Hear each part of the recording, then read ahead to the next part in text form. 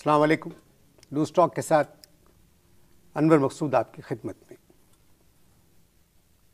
आज जो मेरे मेहमान हैं, मेरी अभी तक इनसे बात नहीं हुई है। इनके घर वालों का फ़ोन आया और उन्होंने शिकायत की कि अगर बच्चे इनसे बात करें या मैं बात करूं, इनकी बेगम, तो नॉर्मल तरीके से जवाब नहीं देते। ऐसा लगता है कोई डायलॉग बोल रहे हैं, और वो भी फिल्मी डायलॉग। आप इनको बुलाएं लूज टॉक में और खुदारा इनको समझाएं कि ज़िंदगी ऐसे नहीं गुजरती। तो मैंने बात तो नहीं की है, आपके सामने मैं इनसे बात कर रहा हूं। अस्सलाम वालेकुम। आपके घर वालों को शिकायत है आपसे कि आप नॉर्मल जवाब नहीं देते बात का। Dialogue dialogue dialogue.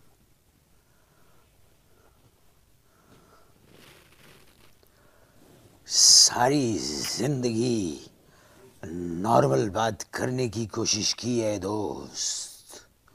याद आया, दोस्त दोस्त ना रहा, प्यार प्यार ना रहा, जिंदगी हमें तेरा एतबार ना रहा। इस जालिम समाज को देखो, इस जालिम समाज को देखो कि ये मुसीबतों की खिड़कियां और उलझनों के किवाड़ हमारे दिल और दिमाग के बरामदे में ऐसे खोलते हैं जैसे कोई मासूम बच्चा टॉफ़ी का डब्बा खोलता है। टॉफ़ियाँ कुछ तो बाहर गिर जाती हैं, और जो टॉफ़ियाँ बाहर गिर जाती हैं उनको बच्चा खा लेता है, डब्बा बंद कर देता है।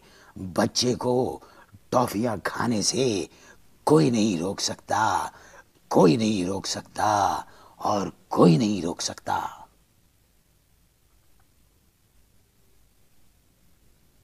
क्या हुआ, तुम्हें सत्ता पड़ गया है या तुम पे फालिज का अटैक हुआ है?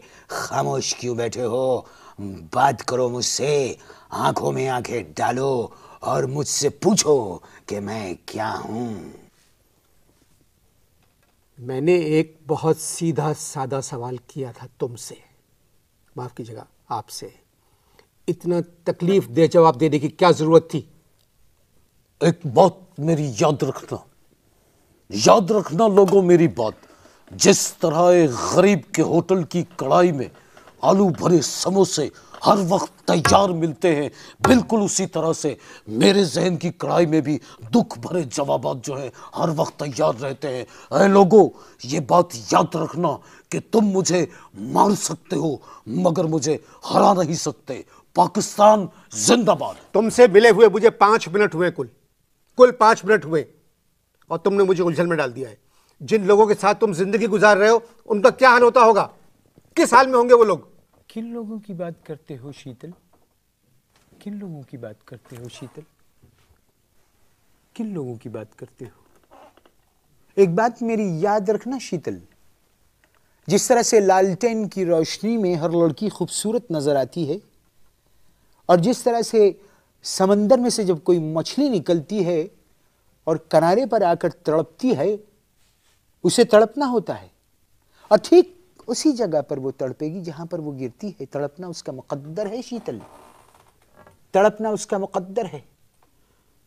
और जिस तरह से जब एक झींगर एक महंगे ड्राइंग रूम में जब चलता चला जाता है, तो उसे इस बात का एहसास होता है कि अब से थोड़ी देर बाद कोई महंगा जूता आके उसके वजूद को कुचल देगा, ख़त्म कर देगा उसके वजूद को, और फिर उसी घर का कोई मकीन जो है एक छोटा सा अखबार का टुकड़ा लेकर उसके वजूद को समेट कर खिड़की से ले जाके बाहर फेंक देगा। मैं भी अपने आप को एक झींगर समझता हूँ। हर तरफ से मुझे जूते पड़ रहे हैं, ऐ बेटा, हर तरफ से मुझे जूते पड़ रहे हैं, लेकिन न जाने क्यों शीतल मैं जिंदा हूँ। कुछ समझ में नहीं आता कि मैं क्यों जिंदा हूँ शीतल, मैं क्यों जिंदा हूँ। तुम किसी नफ्सियाती डॉक्टर को दिखाओ, जाके चेकअप कराओ अपना। एक बात तुम्हें बताना चाहता हूं मैं, और सुनना मेरी बात को ध्यान से सुनना मेरी बात को। जो लोग मुझे पागल कहते हैं वो खुद पागल हैं, जानते हो, वो खुद पागल हैं। मैं जिंदगी के समंदर में चप्पू चला रहा हूं, एक भी ईमानदार झींगा समंदर में नहीं है, किसी मछली में कोई इत्तेहाद बाकी नहीं रहा है। छोटी मछलियों को बड़ी मछलियां खा रही हैं। मुंह ऊपर करके मेरी बात सुनो, जो मैं कह रहा हूं वो फलसफा है कि हर बड़ी मछली छोटी मछली को खा रही है। मैं तुम्हें एक बात बताऊं, मैं मर्द हूं, इसलिए मैं अपने आप को लेडी फिंगर नहीं कह सकता, क्योंकि लेडी फिंगर एक बहुत छोटी मछली है। मैं भी एक छोटा सा इंसान हूं और मैं इस उलझन में गिरफ्तार नहीं होना चाहता हूं। जब तक मैं इससे निपटता हूं। मैं समझ गया तुम ब्रेक लोगे। आप इश्तिहार देखिए।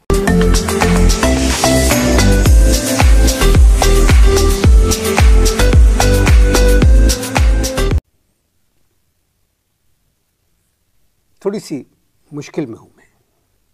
इश्तिहारात जब तक थे, जब तक तुम चुप रहे, अब मुझे फिर तुमसे बात करना है। आप मेरी एक बात सुने। सवाल ये उठता है जज साहब, मैं तुम्हारी बात क्यों सुनूं? जवाब दीजिए ना, मैं आपकी बात क्यों सुनूं? मैं गरीब आदमी हूँ, जब गरीब आदमी की कोई नहीं सुनता तो मैं तुम्हारी बात क्यों सुनूं लल्लू? देखो एक बात, ये आपने लल्लू किसको कहा? मैंने लल्लू अपने आप को कहा है। जज लल्लू कैसे हो सकते हैं? आप बात को, इशू को कंफ्यूज न करें। तो मैं ये कह रहा था कि मैं गरीब आदमी हूँ, गरीब आदमी की जब कोई नहीं सुनता तो मैं तुम्हारी क्यों सुनूं? बात यह है कि मैं अपनी ज़िंदगी को एक ऐसे गमले की मानंद समझता हूँ जिसके तमाम फूल मुरझा चुके हैं, और मेरी ज़िंदगी एक ऐसी खाद बन गई है जो घर के बाहर पड़ी हुई है, जिसमें कुछ नहीं उग रहा है। जज साहब, मैं उगना चाहता हूँ, मुझे उगने दीजिए, मुझे उगनी मिसाइल समझ के मुझे छोड़ दीजिए, मुझे छोड़िए ना, मैं ऊपर जाना चाहता हूँ, मैं ऊपर जाना चाहता हूँ। तुझे ढीठ का मतलब मालूम है? जानी, मैं इस माशरे की ढीठ से ढीठ बजाना चाहता हूँ। मैंने ईंट का मतलब नहीं पूछा है, ढीठ। कयामत की निशानी है, एक ढीठ दूसरे ढीठ से पूछ रहा है कि ढीठ का मतलब क्या है। तुम्हें कहो ना, बोलो ना ढीठ।